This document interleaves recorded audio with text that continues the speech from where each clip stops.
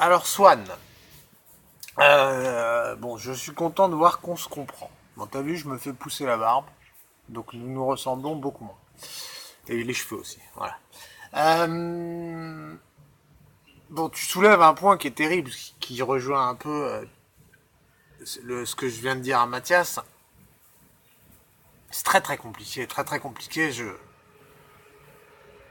Mais je pense qu'on touche à quelque chose de névralgique. La tolérance des cons. Grand débat, hein. Grand débat. Il y a deux écoles, quoi. Il y a presque trois écoles, mais je ne compte pas celle qui est dans l'insulte, dans le dégage raciste comme une école digne de ce nom, bien qu'elle soit largement dominante et que grossièrement tomber dans l'insulte de celui avec qui on n'est pas d'accord est est le degré zéro de l'argumentation. Et je même, voilà, je n'ai pas grand chose à dire. Je pense que sur ce point, au moins, on est tous d'accord. Mais pour celui qui ne tomberait pas dans l'insulte de celui qui n'est pas d'accord avec lui, il y a deux options. Il y a soit ignorer le con, soit continuer à lui parler. Et moi-même, je ne sais pas. Moi, il y a des fois, très souvent, je les ignore. Et puis, la vie fait que tu peux pas tout le temps les ignorer. Il y a des fois, t'es un peu obligé de leur répondre. T'as pas non plus toujours la hauteur d'esprit pour laisser glisser la connerie sans réagir. Des fois, elle réussit à t'atteindre et tu réagis bêtement, mais tu réagis. C'est très compliqué, je ne sais pas. Je sais pas. Je sais même pas. Évidemment, impossible de traiter le truc en 5 minutes. Euh, Peut-être que ce que je peux faire, c'est te dire comment moi, spontanément, profondément, je traite ce sujet. Je dirais que je me considère comme tolérant avec les cons à partir du moment où je leur parle, sans tomber dans l'insulte, évidemment. Le problème, c'est que si tu déconstruis la pensée d'un con, même avec des arguments rationnels, très souvent, lui va entendre purement et simplement une insulte. Et je dirais même, moins tu vas être insultant et plus tu vas être haut dans ta réponse à un con, plus il va se sentir agressé.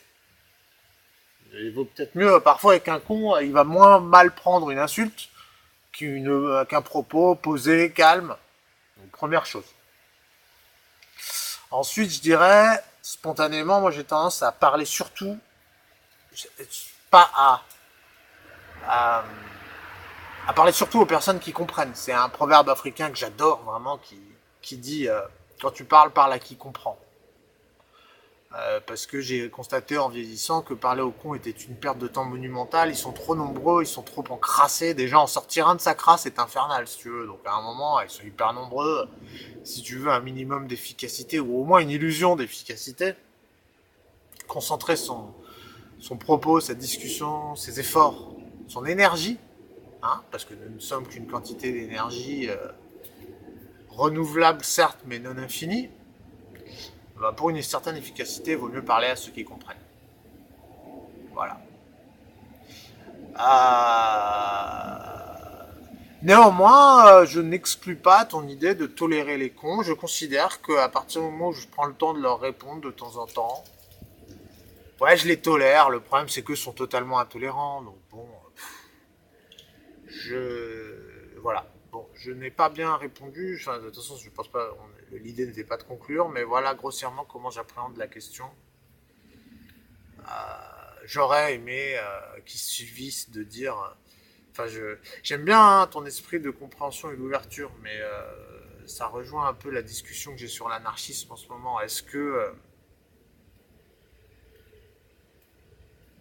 ça vaudrait pas le coup de rester entre nous presque, entre personnes compréhensives, ne parler qu'entre nous et voir ensuite laisser éventuellement les cons écouter et s'instruire. Hein, bon voilà, c'est clair, c'est pas clair, c'est pêle-mêle, mais je, j'aimerais bien savoir un peu ce que ça t'inspire, ce que je viens de dire.